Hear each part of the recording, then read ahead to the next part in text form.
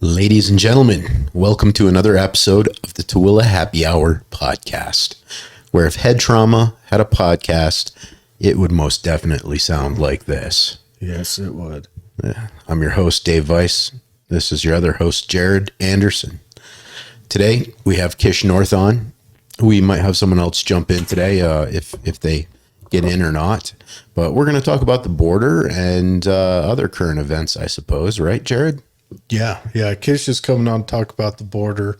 I guess the other guest that was going to try to be on with us also has a story coming back from the border. But if he can jump in, he will. If not, Kish we'll get a secondhand fun story, and we'll just have some general chat. And if you have any questions or comments, please feel free to jump in. All right, Kish, go ahead. Introduce yourself, buddy. Well, thanks, guys. Probably the third time I've been on this Tooele with you guys. I really appreciate it. Really nice to know you guys and have the friendship. UtahPatriots.com. We really are moving in the direction of Utah Patriots Rapid Response Team. And as before, we've talked about this. I've just got a small group of guys that we are out there always training, trying to stay on point, helping communities out all over. We've got guys all the way in your neck of the woods, Tooele, Salisbury, out there, and all the way through Utah counties. So that's what we are and who we are. And you and I were talking this past week about what's going on at the border with the lot of things going on at the border. But one specifically was the older gentleman that unfortunately is sitting behind bars today. Because of some things he was doing. Right. And the story goes that he's like 73 years old, and they're crossing his property going every which direction here. And I guess it happens frequently. And he did shoot on someone's position as they were fortifying on his territory, I suppose, and he did hit someone, and the law enforcement decided they would side with the illegal immigrant. And what strikes me is our government would rather punish us, the citizens who pay their taxes and build their infrastructure and basically toil and labor for their pleasure. They'd rather persecute us for defending our property against foreign invaders. I don't know how other to even describe it. I mean, maybe they do seek a better life over here, but there's proper ways to go about it. And this dude, he defended his property. He has a family. He wanted to protect his wife. I totally get it. I mean, if anyone comes through my window, I got to defend my family, even if it does put me behind bars. And it breaks my heart that our government just, I don't know, they look at us like very disposable cattle. So that's why I wanted to have someone about the topic on the border come onto the show and talk about where we are right now. Well, I haven't heard this story. Lay out the story of what happened with the old guy. Well, we can do that, my friend. Yeah, let's go into it. Kish, I'll share. Tim Foley was trying to get on here. Tim's a fellow friend. Tim came up to Utah with General Flynn and a few others a few years back, a year and a half ago, to the We Can Act event. A group of us did security when they came through town because Tim's a high-profile guy, unfortunately, and he lives on the border. He's at the border, and he does monitoring the border with groups of people to hopefully do what he can as an American citizen to slow down the illegal crossings that are happening. That's what he does. And really good guy. He's got a good backstory. I don't want to kind of muddy his backstory, but he was the guy. He's been to D.C. and Washington, sat down with Congress and stuff, told them what was happening at the border multiple times. And, they created a movie from his story and gave no royalties. So it's very interesting, Tim's background. So it's going to be great to have him on. I hope he pops on. If not, I'm sure he'll come on. But sometimes he gets stuck out there in the range and at the border doing stuff. So that's his backstory with that. So he would have been great to come on, a lot better than me to tell the story at the border. But the border to me is and we could talk for hours. We don't have hours, but it's too bad people pussyfoot around not wanting to use the word illegal. Even our government has changed this. People change it. It's like you can't say the word Indians. You got to use Native Americans, right? Everything's become PC nowadays. And I got a problem with this. I understand that some people are trying to get a better life. I get that. You just mentioned it. I get it. The problem lies, and it's very obvious that within those people are bad people. Our prior president said the same thing. Not everyone, but there's bad actors in there. There just is. I've seen recently in the last 2 weeks multiple caravans of Chinese people coming over. I don't understand how these coyotes bring people from China. They're flying over here, or they're on a boat, and they come up through the border. There's a problem, and our government, like you said, is just treating us like chattel. That's an old word from, the old days in real estate, but we're just chattel. We're nothing. And you look at what's going on with our government, and yeah, am I upset with the government? 100%. I think they're not here for the people at all. Nor should they be, right? But the point is, they're treating us like chattel. Look what's happening in Ohio. We can get into that, right? People are dying. Who knows what the long-term effects are going to happen in Ohio right now, right? But anyways, I'll digress. You guys can get into really laying the background and the footwork of what's happening with this gentleman and his family on the border. Yeah, we have the story pulled up right now. Jared, do you want to share that? It sounds like the authorities were called out to ranch residents for reports of shots fired. They get out there to the ranch, and it's in a place called Keno Springs, about shots fired. And they found a deceased Hispanic male roughly 100 to 150 yards away from Kelley's home. I don't know why they add this in here. It says 2 assault rifles were taken from the scene. Okay. From the scene, you mean like his house, or like? They don't say that. What were the assault rifles in the house? Were the assault rifles what he shot them with? Or were one or either of them on the other side? I do have questions about the shooting of 100 and 150 yards away from his home. Now, they could have been coming through the back, which means they could have been on his immediate property. And that's why, if I was to argue here, I would say states need to have clear laws on when you're allowed to engage. Here in Utah, you're probably not allowed to shoot someone who's in your front yard unless they're actually, like shooting in at you.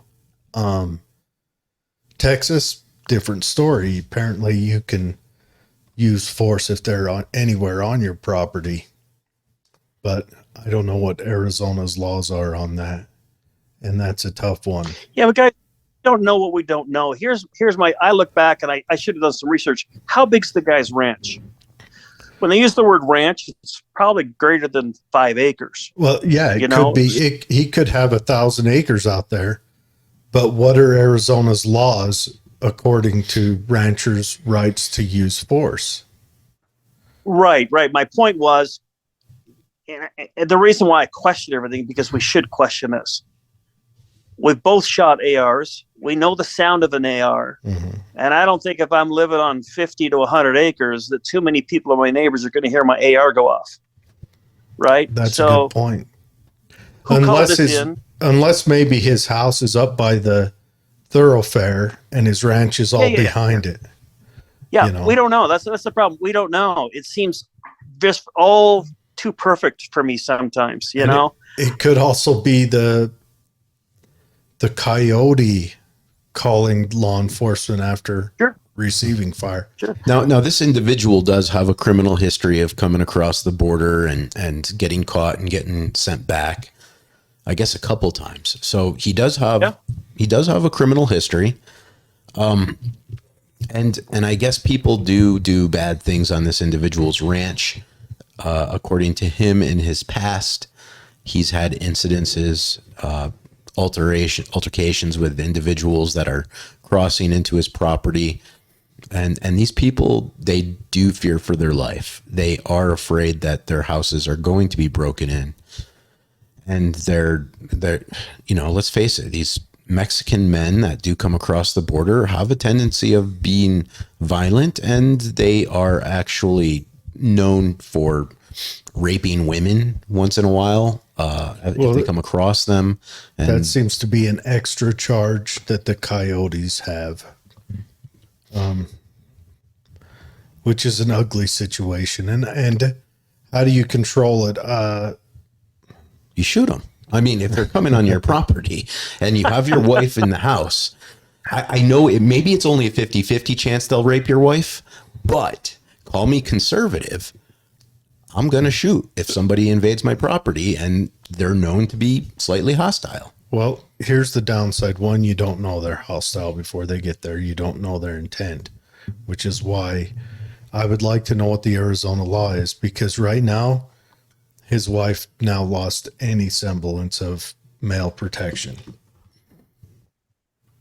So a couple things to add to this is I always look at things if I'm in a courtroom with 12 of my peers, right? So I think if you're explaining this, some points have been brought up that one, this gentleman and his wife isn't their first altercation. It's not like they just, hey, there's a guy walking through my field. I'm going to go, put my crosshairs on him and shoot him. It's not what's happened. We know through factual evidence that this guy's historic property had been trespassed multiple times over and over again. So he had underlying fears. That's the first thing that a courtroom would say. And they'd explain they talk about the instances. So he had a right and a reason to feel this way already. It was already instilled in him, right? And obviously with a couple ARs, he was prepared to protect his wife and his homestead. That's what he was doing. An attorney on the other side will go, well, you didn't know he was a bad guy in the first place. They'd say that, right? Well, you shot him without knowing who he was. Maybe, but if you've got a 5x7 scope or something, maybe I recognized who the guy was and he killed my cattle before or hurt my family before. I don't know. These are all facts that are unknown at this point in time. They started a fund for him and it got shut down because he needed $1 million bail bond. He needed $1 million to get him out. He pleaded with the courts and said, hey, I'm 70 plus years old. I'm not going anywhere. They wouldn't give him one. They posted at $1 million. So from what I read, they were raising money. They shut it down. So there's some gray heads upstairs that are wanting to set an example for this patriot. That's what they're doing. Well, I know this individual, his name is George Allen Kelley. He does have a book on Amazon, and it is a story about an imaginary couple living on the border, and he tells kind of like similar experiences to his life through these characters. And if people want to contribute to this individual and you can't do a GoFundMe, perhaps going on Amazon and looking up his name, George Allen Kelley, as author and purchasing his book might help. Well, sure. here's another. I'm going to read off of, this is lawandcrime.com. Arizona husband, grandfather is charged with first-degree murder in the shooting death of a Mexican national on his ranch, filed a full-throated defense for his actions in court as part of a bid to modify his pretrial detainment.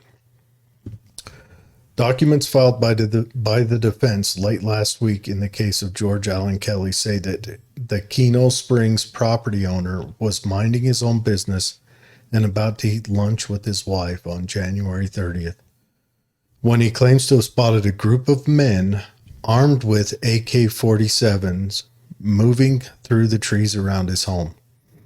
As they ate, Mr. Kelley heard a single gunshot. Next, he saw his horse, who is old, running away scared and at full speed, the legal memo said. I want to say it might be the media calling his property a ranch to make it sound bigger. Because let's say he has 5 acres, he could easily have 100 yards to a fence line. Okay, so painting a portrait of a shootout in the Old West, the defense identified the rancher as 75-year-old. Other reported as listing him as 73 or 74, and Arizona court records say he was born in 49. He grabbed a rifle to protect his family's life and livelihood from the many suspected were trespassing and smuggling. They, the group of men, were armed with AK-47s, dressed in khakis and camouflage clothing, and carrying large backpacks. None of them were known to Kelley. He had not given any of them permission to come onto his land based on the foregoing. Mr. Kelley was understandably concerned and reasonably feared for his safety, his wife's safety, and his animal's safety, said the motion signed by attorney Brianna Larkin. The defense said that Kelley called up U.S. Border Patrol for help and then went out on his porch with a rifle in hand to protect his property. He claimed he fired warning shots.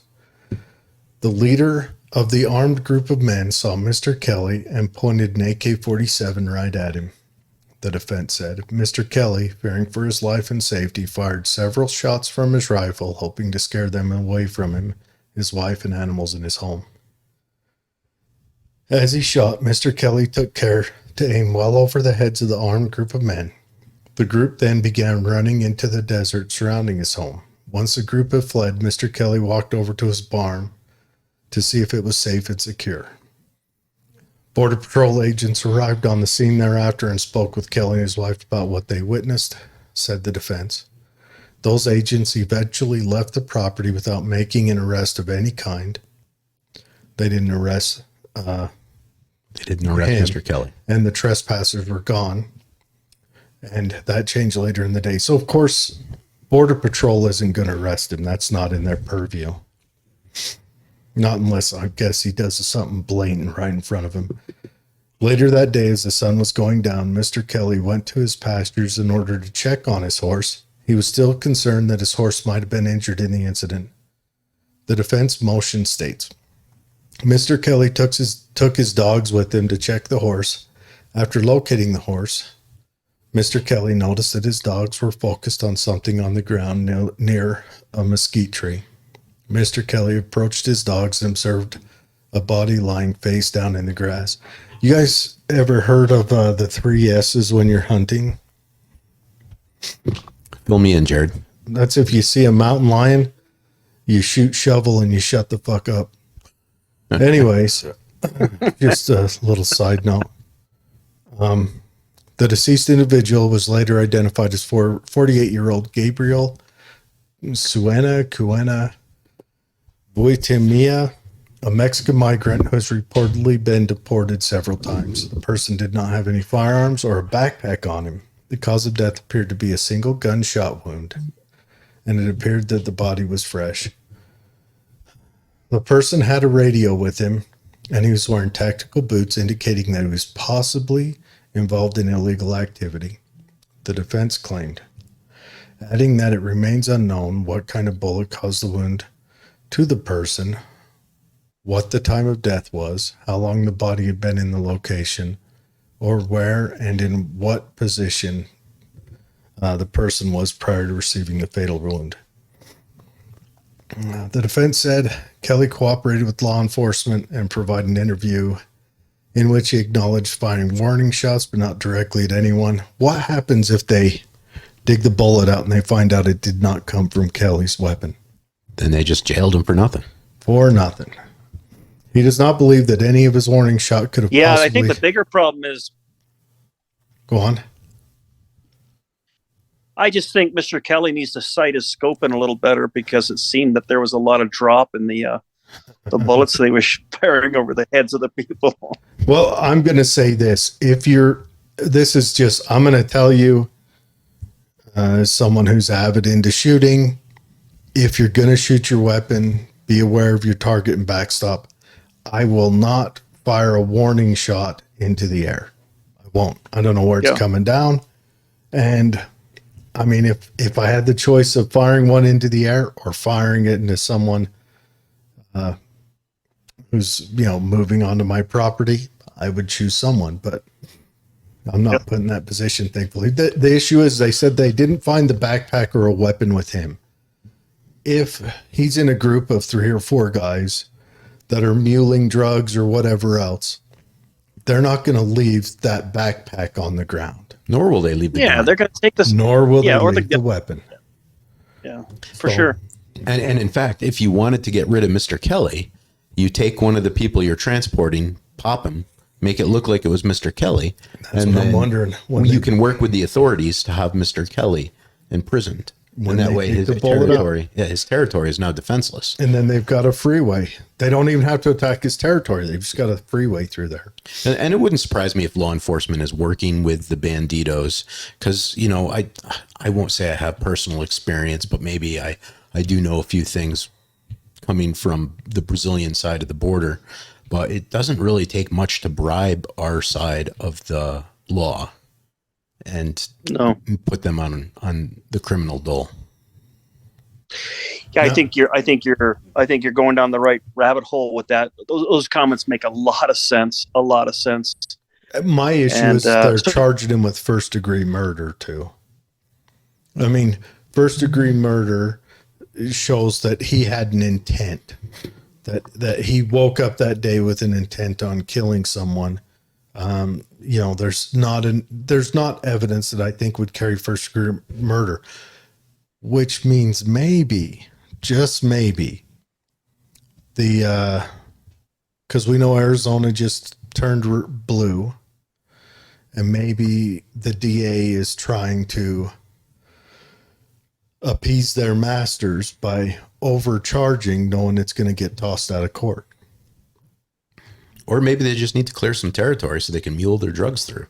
Well, I would rather not make an assumption that harsh, because that's a deep assumption. My feelings on if someone is bestowed with the use of violence by the nation. If they commit a crime, I think they should serve double the punishment. That's all. So I won't throw those around. Mm-hmm. And I'm not even thinking that the law enforcement was in charge of this. I'm wondering if you don't have a heavy Hispanic community down there who probably heavily Democrat, who are kind of screaming at the DA about this. Hey, this shouldn't happen. This is wrong. This is evil. The DA jumps in on a first degree murder when at the most, I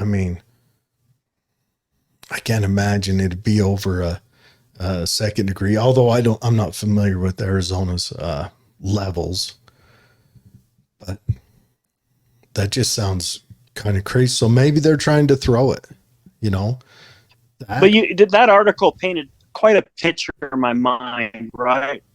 We've all either have spouses or have had spouses with kids. And I just can't imagine with the knowledge we have. My wife and I deal a lot with OUR rescue and child sex trafficking. We try to be abolitionists of this, and we hear these real horrific stories of children getting raped and being trafficked over the border. And people think that's hearsay. No, I've got some guys in another group that I'm friends with that went to the border last year, and they sat at the border at nighttime and they heard young children being raped and screaming, and they couldn't do shit. They couldn't do nothing. And it makes my blood curl. I just wanted to kind of put a bead on these guys, and you know what I wanted to do. It's just, it drives me nuts. So this 75-year-old man with his wife, their health, they're older, they're on their ranch or whatever you want to call it, their farm, and they're used to these traffickers going back and forth. They probably listen to the same stuff we have listened to, and they see way more than we see, and they see guerrilla warfare walking through their shrubs in khakis. They got big sacks on their back. Could have children in them. They could have anything with AK-47s. You don't think either one of us would raise our guns and defend our property stuff? I'll tell you what, this is going to do one thing. This is going to make it so that upright men on the border from here on out, when they go down to buy the box of ammo, are going to buy a nice sharp shovel. And some lime. In case you want to drink Coronas. Yeah. Well, if you've read the story of Porter Rockwell, it reminds me of Porter Rockwell because when he was the Utah sheriff and the guy that would go around, I don't know if the story, but it was very interesting. Back then in the 1800s, the way of living was a horse. Don't know the story. So when you were a horse thief, you might as well have been a murderer because he was tasked to go find you.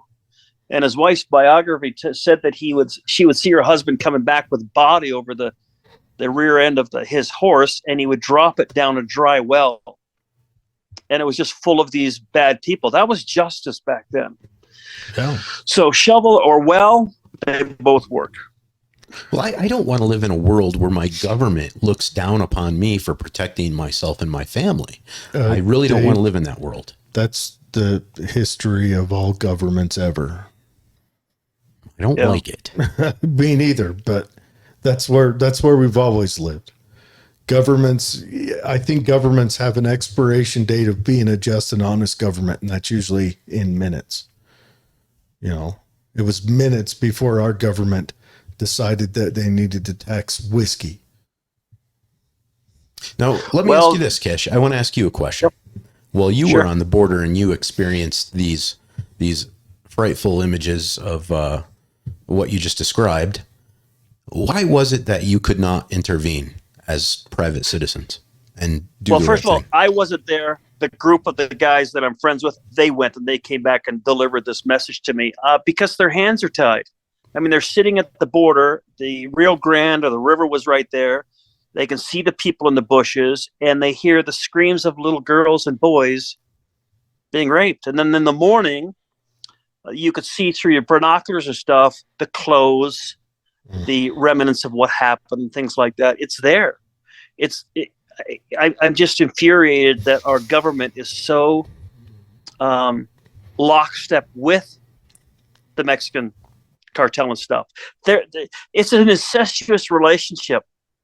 I mean, you see, I follow in Telegram. There's a Telegram group called Police Frequency, and it's a very interesting frequency. And it's all to me, real news from the police departments and stuff that gets posted on there. And so I wouldn't recommend someone with a faint heart to go on there and watch some of the stuff that gets posted. But it's real stuff, real videos, real stuff that's going on, and it would make you sick. It would drive you to get a militia group together, 300, and I've been posting about this. If we could get 300 to 500 well-armed men and women, I'm not opposed to that can go to a border and just shut it down. Just shut it down for a week. You know, the thing is that Tim Foley, he's making a difference, but he's one guy. We need as citizens to do something about this. We have to do it in numbers. We really do. I really think that's the only way, because by our current administration, none of our administration has done it. Let me word it that way. No one has really done it. For decades, we haven't done it. We have a broken border. Just simple as it is. We have a broken border. And I don't see it getting fixed anytime soon. And there is money in child sex trafficking.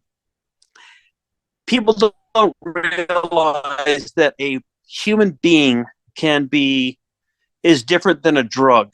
I can take fentanyl once, or I could take PCP or whatever I could take one time, and it's used. A human body can be sex trafficked dozens of times a day, and it's a renewable energy. It's renewable over and over and over again. You don't think there's powerful people above? And they don't have to spend any calories making it. They just nab it. Nope. especially if someone is signing up with a coyote to come across the border and they sense that person is vulnerable to being taken, doesn't have family there to watch him, or doesn't have family that can even cause a stink after the fact. I mean, but even then, even beyond that, to me, what this looks like, unless that guy was lying, but if he's lying, why would he even call the police? I mean, if he was just trying to shoot someone crossing his land, why did he call the police? You know? Yep, I agree.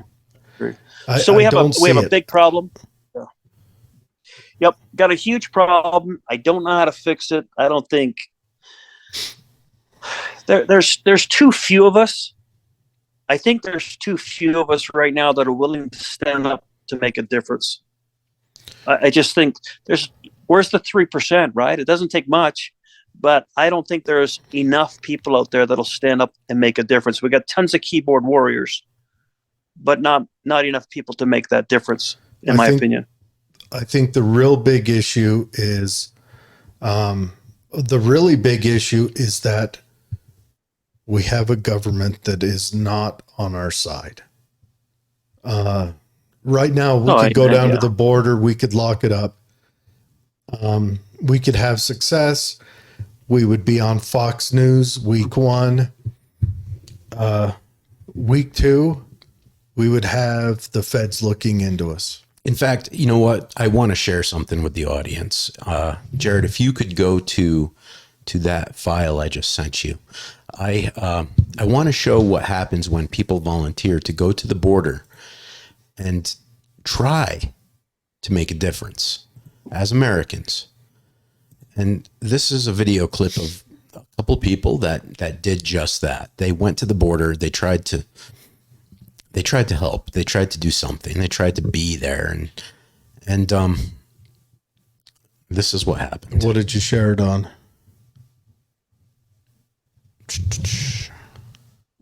Right there. Wait, hold on. That's a zoom. I know. What did you share it on? Okay, audience, I apologize. I don't know what the heck's Anyways, going on. I do think that our government would start looking into us. One, let's face it, we all know the story that if someone's an activist, they'd never want something that they're an activist for to be cured, because that takes away their livelihood. It's coming in. It's like 50%. It might take a minute. So let's say that the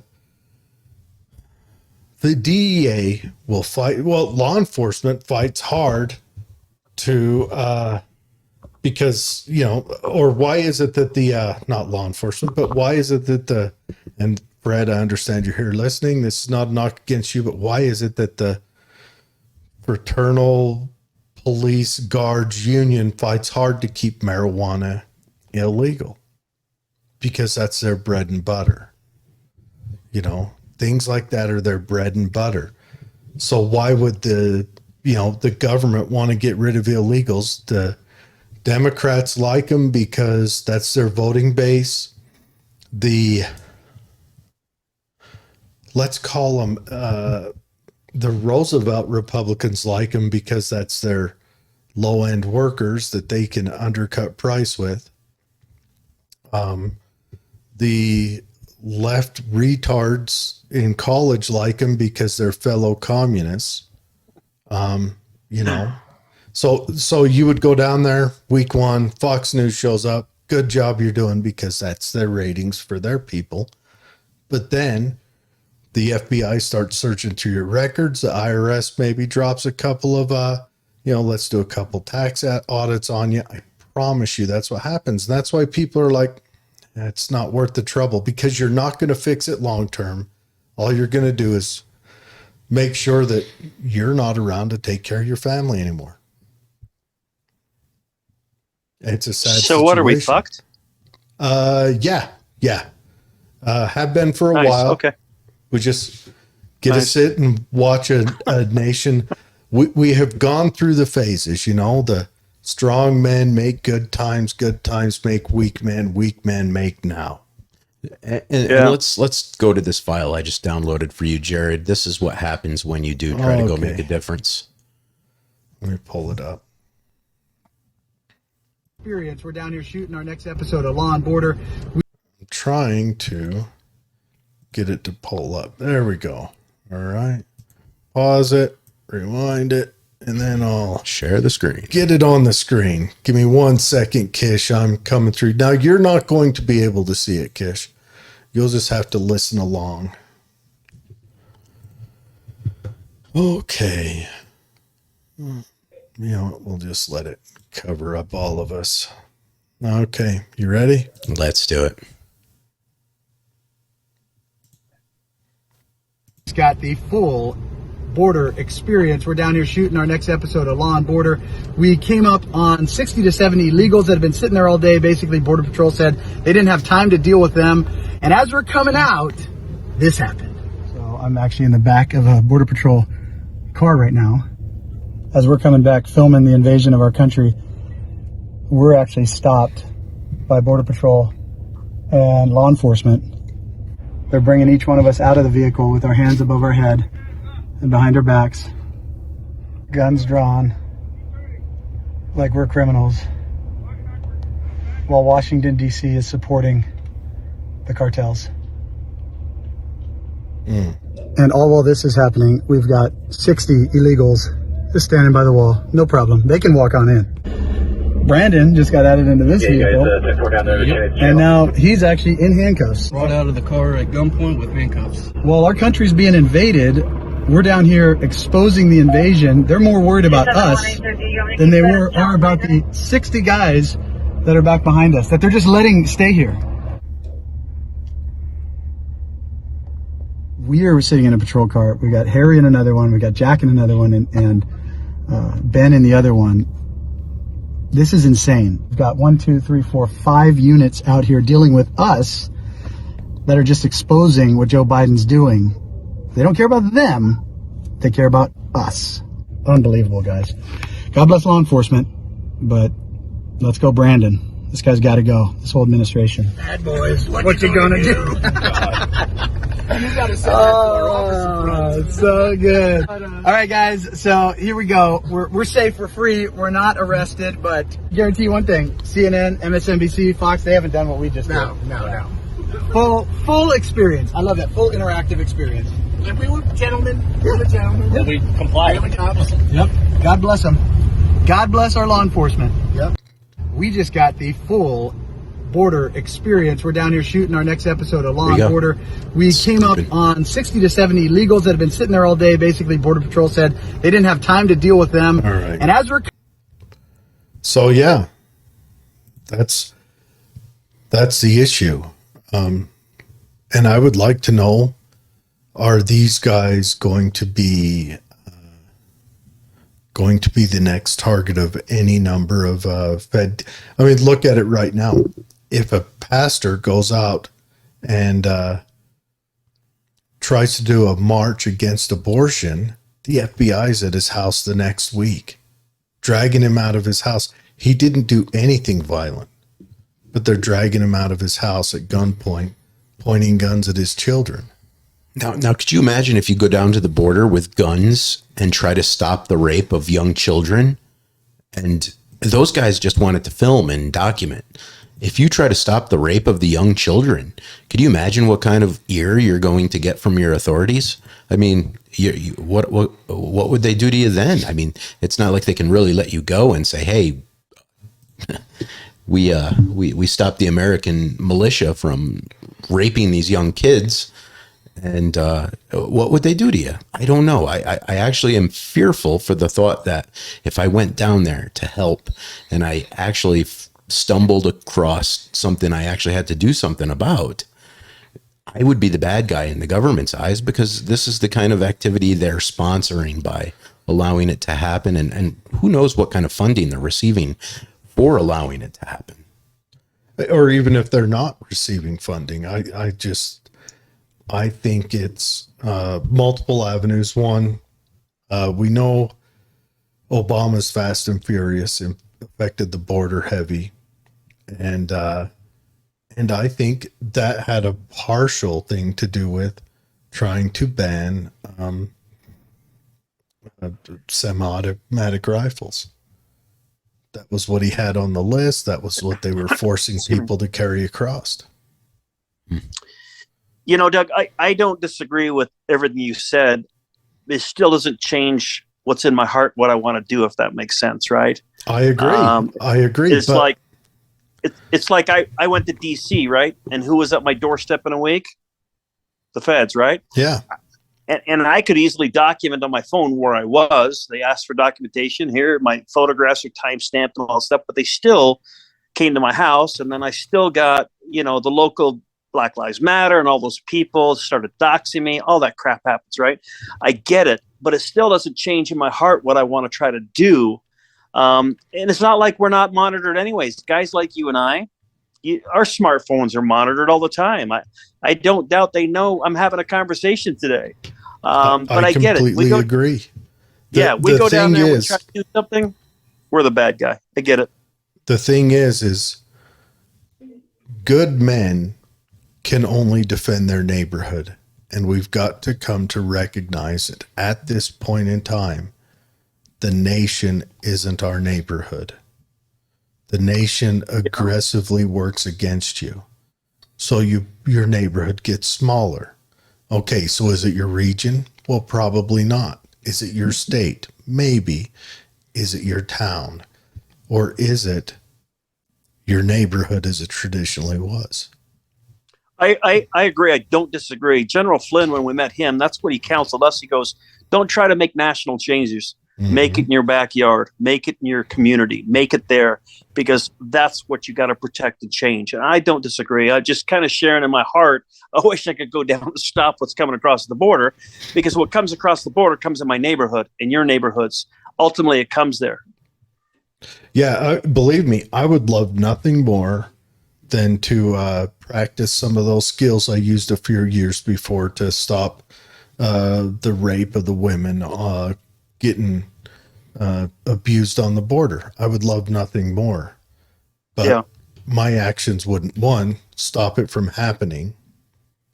All it would do would be remove me from my neighborhood. Remove me from protecting my family and my friends up and down the street here, or even my town, and just make me a national news circus. And then I would be the hot button topic on every leftist lip, saying how I did it just because I'm racist and not because I wanted to stop violent rape, or, you know, maybe Tucker Carlson and do a blurb between talking about a train wreck and the next no word. Well, and then Doug would be alone, and I'd have to sit in that chair. That wouldn't be very good, because that would be a good show host. You're welcome up. You're welcome up here anytime. Come on in. It's Dave, Kish. Dave, not Doug. No, we're changing your name. Kish is more important. Sorry, Doug's the one in the closet. That's Bruce. Oh, yeah. So no, I appreciate this. I mean, it probably frustrates you guys as much as me what's happening with this gentleman at the border, his wife, and just what goes on at the border. And we don't need to beat this up, but there's a reason why, and my conversation on this matter, there's a reason why they're letting fentanyl across the border that could kill everyone in America. There's a reason why they're letting sex trafficking happen. There's a reason why they're letting, I think it was 47 different people from different countries come across the border without stopping them. There's a reason why, and you mentioned it, right? It goes from, you use the word retards, which is great. You can use that on the show. I love it. From, the hierarchies and all that all the way through, right? We're not going to stop it. So I think that's why I do what I do, and not that I'm anything special, but that's why I've got my little crew, and we work together. We try to train once a month. We try to help out the communities wherever they are. We try to help out people. We just try to be there in our community, like you said, because that's where the battles are going to happen. This man was just trying to defend his own house, and even then he got in trouble, right? Terribly in trouble, just defending his own backyard. Well, I want to put out a message to any listener. You go down to Home Depot and you go back to the garden section. I like the Ames fiberglass handled shovel. It's got a nice flat foot plate for you to dig deep with, right? Fiberglass handle. It's going to last a long time. It's gentle and it works well in cold weather, warm weather. You get a nice sharp point on it, you know, and that's what I would choose to go with as my secondary. I like it. And better dig it in the summertime because it's hell in the wintertime to get through the frost line. It is. Yeah. Have them pre-dug. Yeah. Or make connections down there. Find the rancher that has a backhoe, you know, or, you know. I wonder if this is a business we could do, guys. I wonder if we could start a business. And just you want to go pre-digging. You go in a team of 3, one guy with the pickaxe, one guy with the shovel, one guy with lye. Yeah. And then Yep, I think that would be a good business model. even if we could fulfill this fantasy, it wouldn't be productive because the people muling the drugs are just small little guys in the big picture. The big fish, the drug cartels, they're untouchable. It's not like we can go over there and bake a lye pie out of them. You know, it's Yeah. How are they doing in Mexico right now? I mean, the cartels are making some severe advancements against the Mexican government. And that's because when they took out El Chapo's son, El Chapo, we all cheered when they arrested him. But what we failed to recognize is El Chapo's a businessman.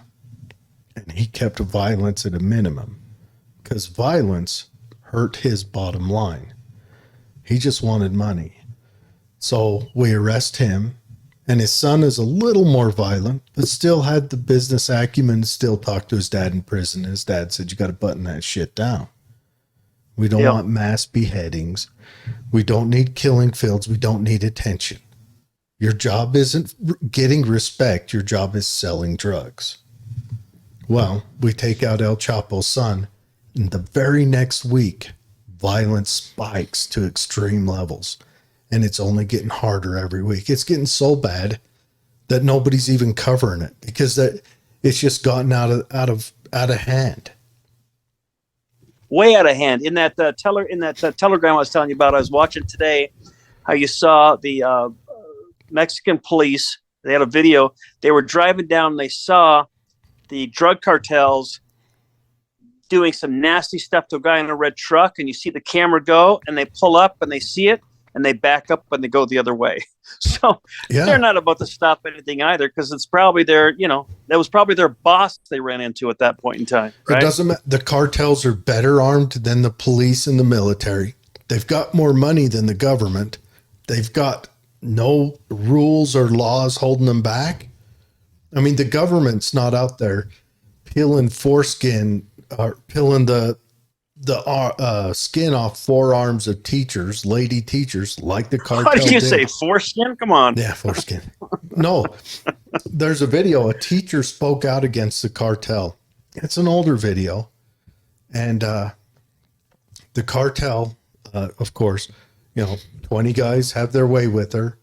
And then they take a knife and they cut the skin on her forearms and skin her forearms and then peel the meat off down to the bones. And she's laying there screaming with these arms without meat on them.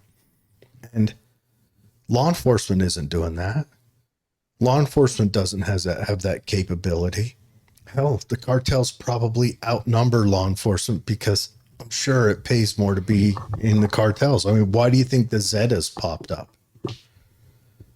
The Zetas were all their military special forces commanders came up here to the schools of America to learn how to be, to learn how to hunt drug dealers, turned around and said, hey, that's a good business. And now we know how to avoid us. Yeah, the drugs are terrible. We've got one of our guys in our tactical team. He lives out where your place, Apolli. He lives out in Tooele. And I met some of his group. And one of them is, how do I word this without giving? So within the current school district and those school districts down there, there's actually high school kids that are part of the cartel. So the cartel is now putting youth up here that come across the border. They put them in schools to peddle drugs through the schools here in Utah. And I know that because of one of the family members is employed in the school districts undercover doing intel for that. So you've got cartel now selling drugs and pushing drugs through the schools here in Utah. And I know that because I spoke to the guy that's in the schools undercover. So it's terrible. It's made its way to Utah, and Utahns don't even know it. You know, the whole drug wars, it's crazy to begin with, but you know, Congress does have the power to levy letters of marque, and if they wanted the civilian population to really get a handle of the war on drugs, they could let us go in and get half of the treasure and slay the dragon.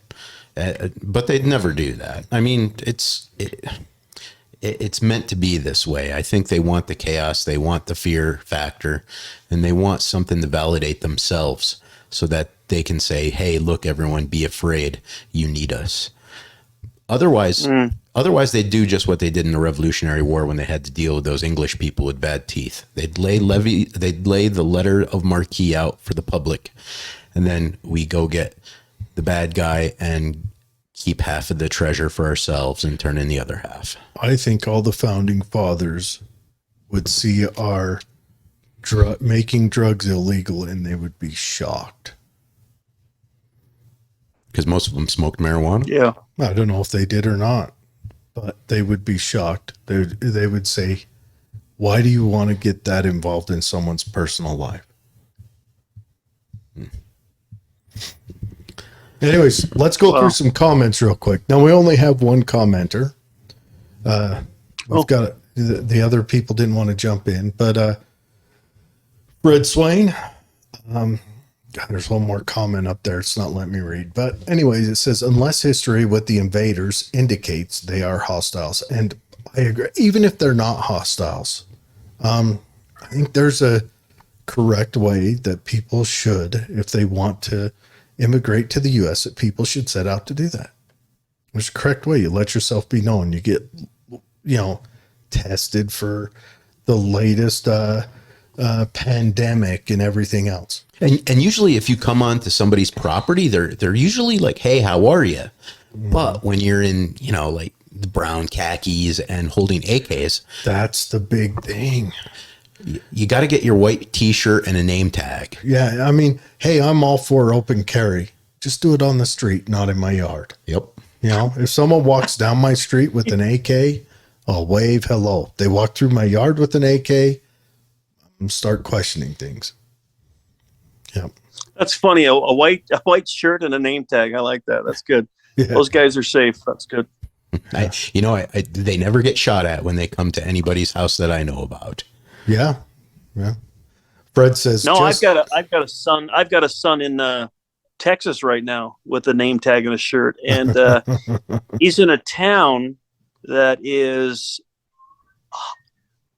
95% illegals. Oh yeah. And so I get to hear the stories on this, and for the most part, he says they're just wonderful people. He's having a great time. But I get to see that 2 weeks ago, 2.5 miles from his apartment, 3 people got shot, right? So there's still bad stuff going on in the community, right, with drugs. And it said, the article said it's a drug deal going down, stuff like that. Mm-hmm. So you're right. We're not going to be able to change it. We can only do what's in our backyard. The flow of the trafficking, the flow of the drugs, the flow of the sex trafficking, the flow of illegals is not going to stop. It's just not. You're right. Yeah. And let's face it, our government is going to hang us out to dry so they look good. And that's exactly what they'll do. And they paint us and they paint anyone that's on social media, whether it's Fox News or anything, that talks against this as racist, as homophobic, as whatever we are, because we have a voice and we are true to the flag and our country and true to morals and believe that, it's wrong to break the law. It's wrong to traffic children. It's wrong to peddle these drugs. And somehow we're the bad guy for saying it. Mm-hmm. Yeah. Yeah. You're 100%. 100%. It's. And that doesn't sit well with me. It drives me freaking nuts. It drives me crazy. Yeah. Because if we don't do anything about it, we will become a government, which we already are, full of tyrants, oligarchs that just want to control everything we do as human beings. And that's what we've become. That's what we've been on the track for forever. And we're just heading further that way. All right, let's finish off these comments real quick. Fred says, justified, don't ever point your weapon at me. 100%. If someone points their weapon at me, I guess we're doing a quick draw contest. And then he says that the 3 S's, that's a hunter's thing, shoot, shovel, and shut the fuck up. That's just what you do. 100%. Okay.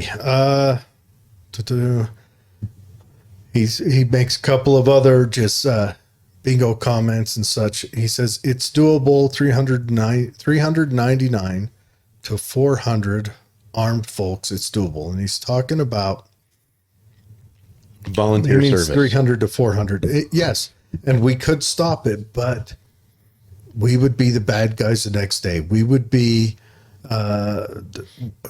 We would just be used as a mating call for leftist villains. I mean, seriously, there'd be a wave of purple-haired, androgynous people with their pronouns in their bios running over the hill, screaming like, Fred says, I think the only way to accomplish something like that, I don't even think you could, Dave, it is Dave, right? I'm just kidding. Yes, it's Bruce. If in those 400 people, half of them were Border Patrol, police department, strong military, then I think it changes the narrative. Yeah. But if you just went down with 400 of us citizens, ex-military guys, you're going to probably have the Border Patrol putting their hands up going, nah, you're not coming here.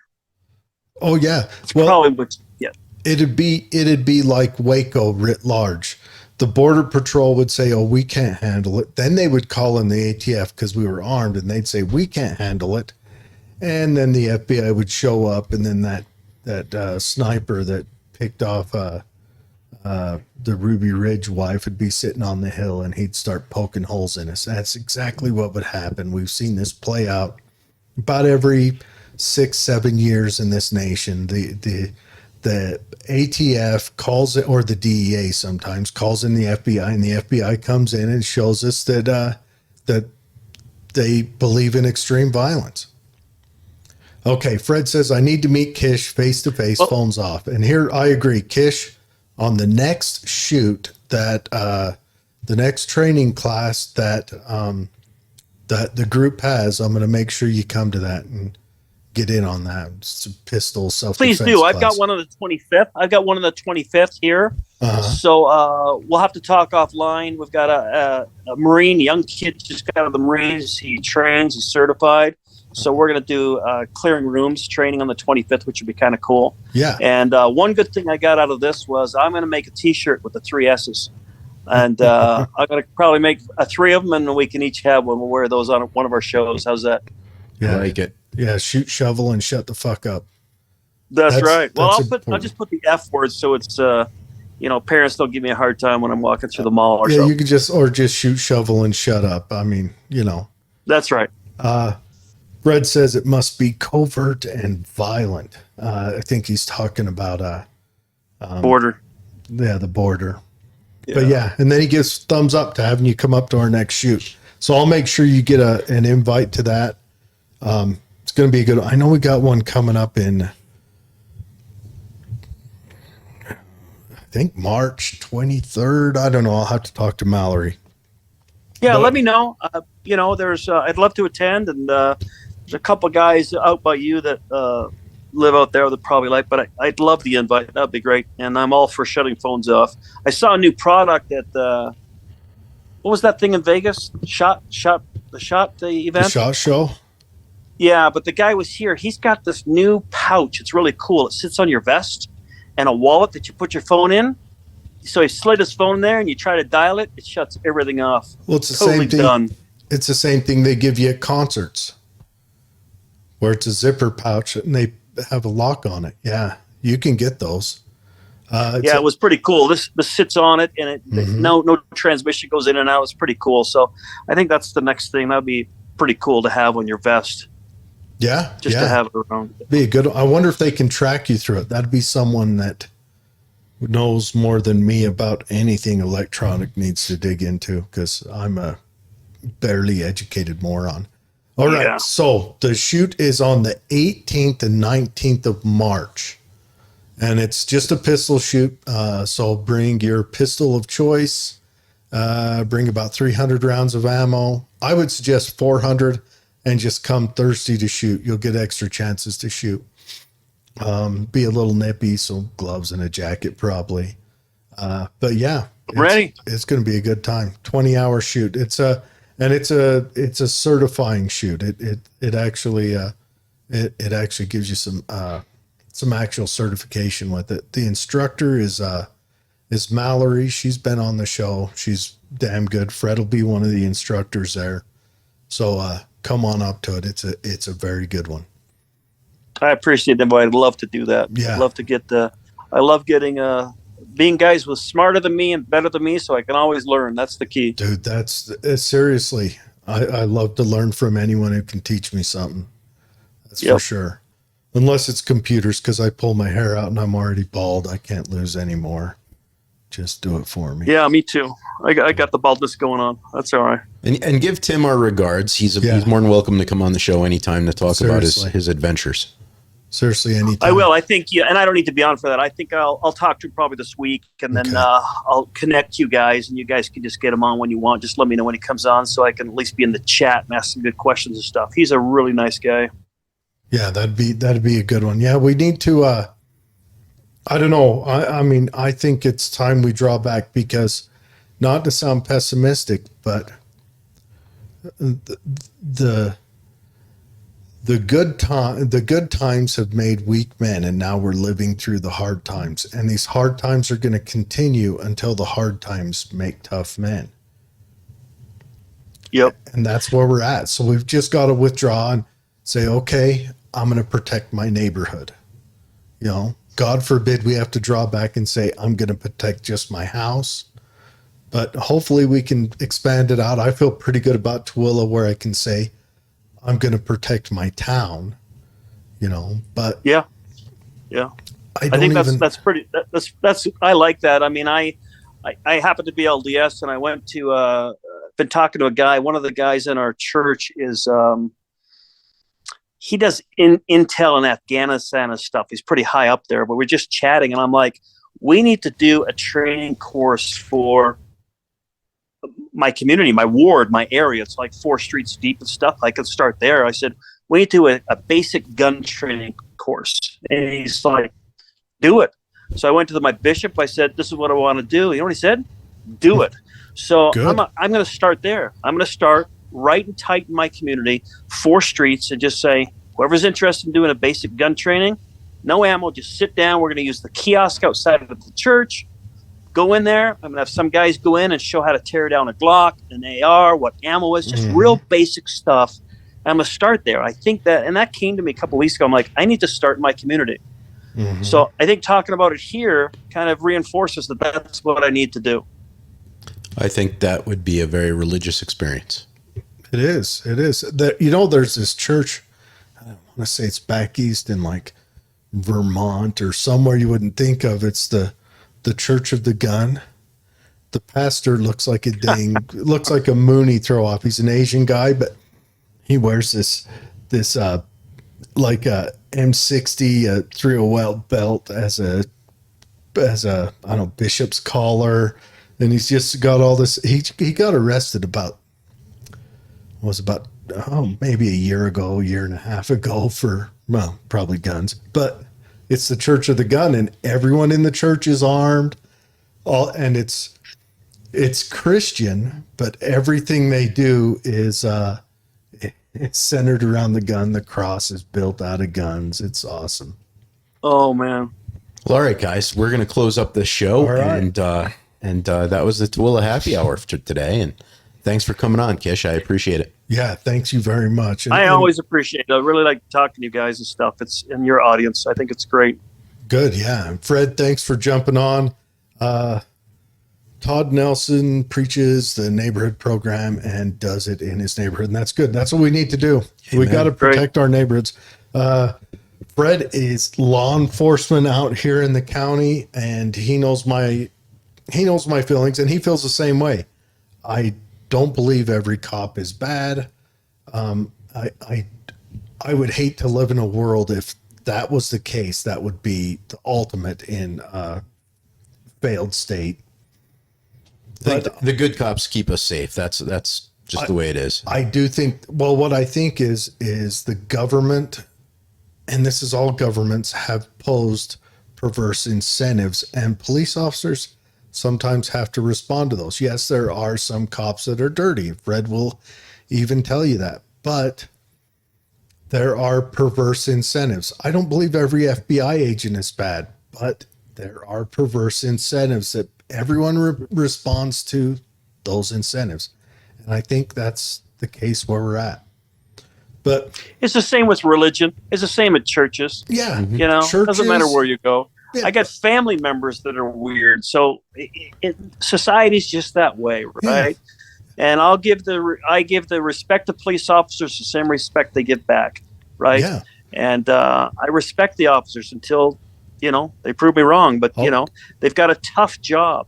Hats off. They've got a tough job, in my opinion. Really Yeah. tough job. Well, you'll respect Fred because Fred will go up there. He'll teach you to shoot. And the boldest thing I ever saw was, you don't see this a lot in law enforcement, but a law enforcement officer who's willing to put their skills to the test in front of regular civilians for the benefit of the civilians. Most cops won't do that, but Fred will, which to me that made me feel so much better about the law enforcement in my county, that we have a county officer that's willing to do that, because that shows a depth of character and a strength of their conviction and their ability that is surprising. You don't see I look that forward a to lot. meeting Fred for sure. I look forward to meeting him. Oh, yeah. Okay, gentlemen, thanks again. All right. Have a great week. Thank Appreciate you, you. Kish. Thanks, Kish. Thanks, Fred.